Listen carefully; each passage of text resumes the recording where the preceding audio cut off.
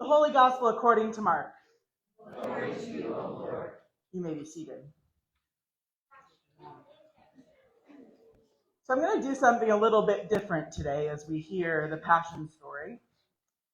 I have here with me something called a singing bowl. Some of you may have seen me use this before. And I am going to intersperse a couple of reflections, internal thought moments that you have throughout the Passion story. So as I read the Passion story, I will ding the singing bowl and share a question or a thought and give us a second to reflect on that internally, and then ding it again and keep reading. Okay? So I invite you, if you're comfortable or you would like to enter this story in a different way. You might get comfortable in your seat, you might even close your eyes. And I invite you to listen to this story because it's a familiar one. And maybe think about, who do you relate to? What have you not noticed before? And where do you see God? It was 2 days before the Passover and the festival of unleavened bread. The chief priests and the scribes were looking for a way to arrest Jesus by stealth and kill him. For they said, "Not during the festival, or there may be a riot among the people." While he was at Bethany in the house of Simon the leper, as he sat at the table, a woman came with an alabaster jar, a very costly ointment of nard, and she broke open the jar and poured the ointment on his head. But some were there who said to the one in anger, "Why was this ointment wasted in this way? For this ointment could have been sold for more than 300 denarii and the money given to the poor." And they scolded her. But Jesus said, "Let her alone. Why do you trouble her? She has performed a good service for me. For you always have the poor with you, and you can show kindness to them whenever you wish, but you will not always have me. She has done what she could. She has anointed my body beforehand for its burial. Truly I tell you, wherever the good news is proclaimed in the whole world, what she has done will be told in remembrance of her." Then Judas Iscariot, who was one of the 12, went to the chief priests in order to betray him to them. When they heard it, they were greatly pleased and promised to give him money. So he began to look for an opportunity to betray him.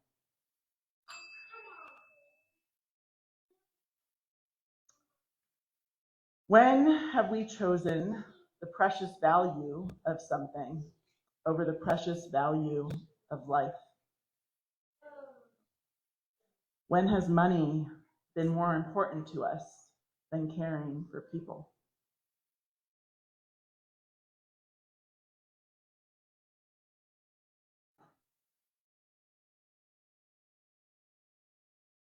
On the first day of unleavened bread, when the Passover lamb is sacrificed, his disciples said to him, "Where do you want us to go and make the preparations for you to eat the Passover?" So he sent his 2 disciples, saying to them, "Go into the city, and a man carrying a jar of water will meet you. Follow him. And whenever he enters, say to the owner of the house, 'The teacher asks, where is my guest room where I may eat the Passover with my disciples?' He will show you a large room upstairs, furnished and ready. Make preparations for us there." So the disciples set out and went to the city and found everything as he had told them, and they prepared the Passover meal. When it was evening, he came with the 12. And when they had taken their places and were eating, Jesus said, "Truly I tell you, one of you will betray me, one who is eating with me." They began to be distressed and say to him one after another, "Surely not I." He said to them, "It is one of the 12, one who is dipping bread into the bowl with me. For the Son of Man goes as it is written of him. But woe to that one by whom the Son of Man is betrayed. It would have been better for that one not to have been born." While they were eating, he took a loaf of bread, and after blessing it, he broke it and gave it to them and said, "Take, this is my body." Then he took a cup, and after giving thanks, he gave it to them, and all of them drank from it. He said to them, "This is my blood of the covenant, which is poured out for many. Truly, I tell you, I will never again drink of the fruit of the vine until that day when I drink it new in the kingdom of God." When they had sung the hymn, they went out to the Mount of Olives, and Jesus said to them, "You will all become deserters, for it is written, 'I will strike the shepherd, and the sheep will be scattered.' But after I am raised up, I will go before you to Galilee." Peter said to him, "Even though all become deserters, I will not." Jesus said to him, "Truly I tell you, this day, this very night, before the cock crows twice, you will deny me 3 times." But he said vehemently, "Even though I must die with you, I will not deny you." And all of them said the same.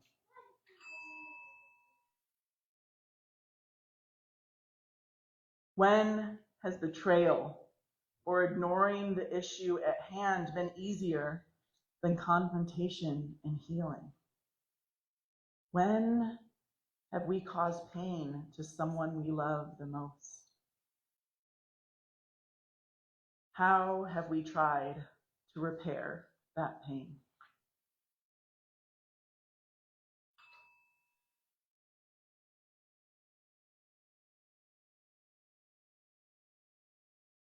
They went to a place called Gethsemane, and he said to his disciples, "Sit here while I pray."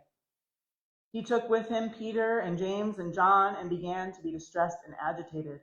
And he said to them, "I am deeply grieved, even to death. Remain here and keep awake." And going a little farther, he threw himself on the ground and prayed that if it were possible, the hour might pass from him. He said, "Abba, Father, for you all things are possible. Remove this cup from me. Yet not what I want, but what you want." He came and found them sleeping, and he said to Peter, "Simon, are you asleep? Could you not keep awake 1 hour? Keep awake and pray that you may not come into the time of trial. The spirit indeed is willing, but the flesh is weak." And again he went away and prayed the same words. And once more he came and found them sleeping, for their eyes were very heavy, and they did not know what to say to him. He came a third time and said to them, "Are you still sleeping and taking your rest? Enough! The hour has come. The Son of Man is betrayed into the hands of sinners. Get up, let us be going. See, my betrayer is at hand." Immediately, while he was still speaking, Judas, one of the 12, arrived, and with him there was a crowd with swords and clubs from the chief priests, the scribes, and the elders. Now the betrayer had given them a sign, saying, "The one I will kiss is the man. Arrest him and lead him away under guard." So when he came, he went up to him at once and said, "Rabbi," and kissed him. Then they laid hands on him and arrested him. But one of those who stood near drew his sword and struck the slave of the high priest, cutting off his ear. Then Jesus said to them, "Have you come out with swords and clubs to arrest me as though I were a bandit? Day after day I was with you in the temple teaching, and you did not arrest me. But let the scriptures be fulfilled." All of them deserted him and fled. A certain young man was following him, wearing nothing but a linen cloth. They caught hold of him, but he left the linen cloth and ran off naked.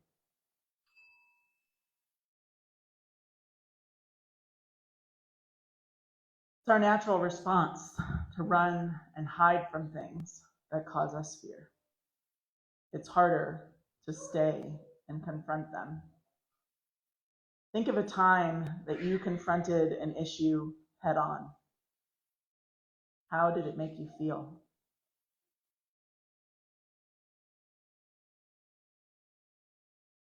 Maybe you felt strong or proud to do something that brought you fear.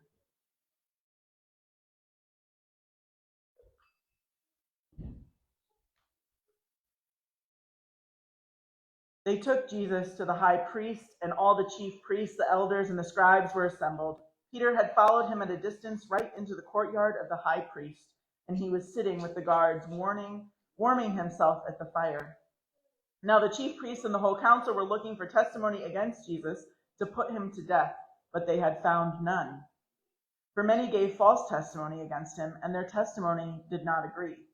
Some stood up and gave false testimony against him, saying, "We heard him say, 'I will destroy this temple that is made with hands, and in 3 days I will build another not made with hands.' But even on this point their testimony did not agree. Then the high priest stood up before them and asked Jesus, 'Have you no answer? What is it that they testify against you?' But he was silent and did not answer. Again the high priest asked him, 'Are you the Messiah, the Son of the Blessed One?' Jesus said, 'I am.' and you will see the Son of Man seated at the right hand of the power and coming with the clouds of heaven." Then the high priest tore his clothes and said, "Why do we still need witnesses? You have heard this blasphemy. What is your decision?" All of them condemned him as deserving death. Some began to spit on him, to blindfold him, and to strike him, and saying to him, "Prophesy." The guards also took him over and beat him. While Peter was below in the courtyard, one of the servant girls of the high priest came by. When he saw Peter warming himself, she stared at him and said, "You also were with Jesus, the man of Nazareth." But he denied it, saying, "I do not know or understand what you are talking about." And he went out into the forecourt. Then the cock crowed. And the servant girl, on seeing him, began again to say to the bystanders, "This man is one of them." But again he denied it. Then after a little while, the bystanders again said to Peter, "Certainly you are one of them, for you are a Galilean." But he began to curse, and he swore an oath, "I do not know this man you are talking about." At that moment, the cock crowed for the second time. Then Peter remembered that Jesus had said to him, "Before the cock crows twice, you will deny me 3 times." And he broke down and wept. As soon as it was morning, the chief priests held a consultation with the elders and scribes and the whole council. They bound Jesus, they led him away, and handed him over to Pilate. Pilate asked him, "Are you the king of the Jews?" He answered him, "You say so." Then the chief priests accused him of many things. Pilate asked him again, "Have you no answer? See how many charges they bring against you." But Jesus made no further reply, so that Pilate was amazed. Now at the festival, he used to release a prisoner for them, anyone for whom they asked. Now a man called Barabbas was in prison with the rebels who had committed murder against the insurrection. So the crowds came and began to ask Pilate to do for them according to his custom. Then he answered them, "Do you want me to release for you the king of the Jews?" For he realized that it was out of jealousy that the chief priests handed him over. But the chief priests stirred up the crowd to have him release Barabbas for them instead. Pilate spoke to them again, "What do you wish me to do with the man you call the king of the Jews?" They shouted back, "Crucify him." Pilate asked them, "Why? What evil has he done?" But they shouted all the more, "Crucify him!" So Pilate, wishing to satisfy the crowd, released Barabbas for them, and after flogging Jesus, he handed him over to be crucified.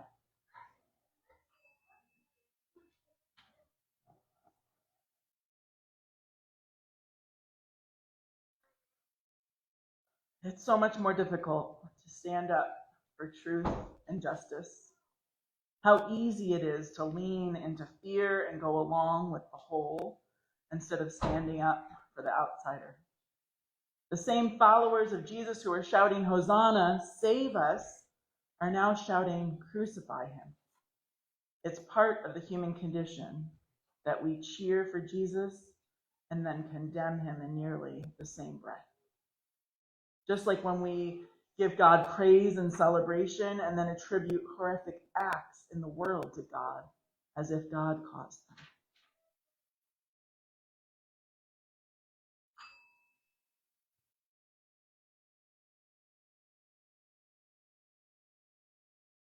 Then the soldiers led him into the courtyard of the palace, that is, the governor's headquarters, and they called together the whole court.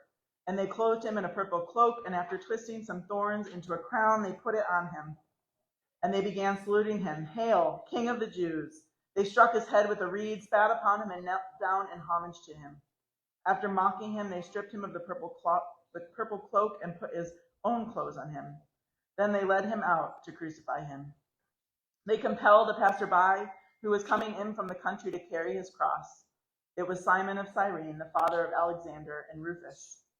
Then they brought Jesus to the place called Golgotha, which means the place of the skull.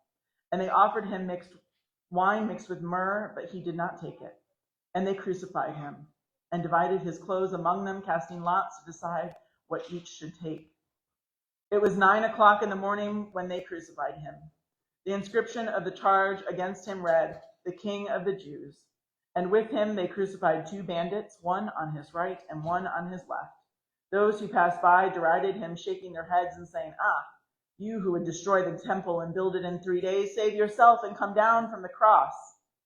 In the same way, the chief priests, along with the scribes, who were also mocking him among themselves and saying, "He saved others, he cannot save himself. Let the Messiah, the King of Israel, come down from the cross now, so that we might see and believe." Those who were crucified with him also taunted him. When it was noon, darkness came over the whole land until 3 p.m. At 3 o'clock, Jesus cried out with a loud voice, "Eloi, Eloi, lama sabachthani," which means, my God, why have you forsaken me?" When some of the bystanders heard it, they said, "Listen, he is calling for Elijah." And someone ran, filled a sponge with sour wine, put it on a stick, and gave it to him to drink, saying, "Wait, let us see whether Elijah will come to take him down." Then Jesus gave a loud cry and breathed his last. And the curtain of the temple was torn in two from top to bottom. Now when the centurion who was facing him saw that in this way he breathed his last, he said, "Truly, this man was God's son."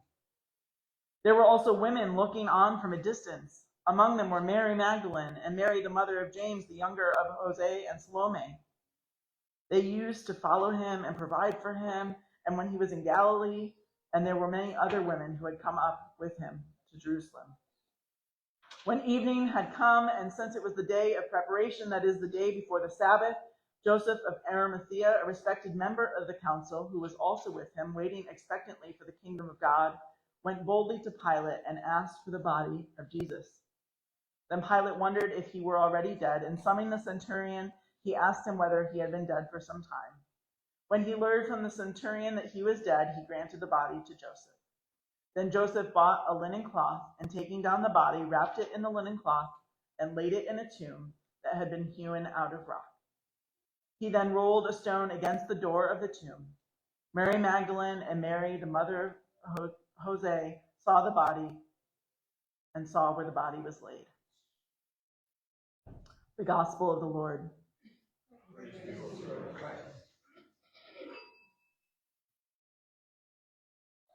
I want to invite you all to take a deep breath.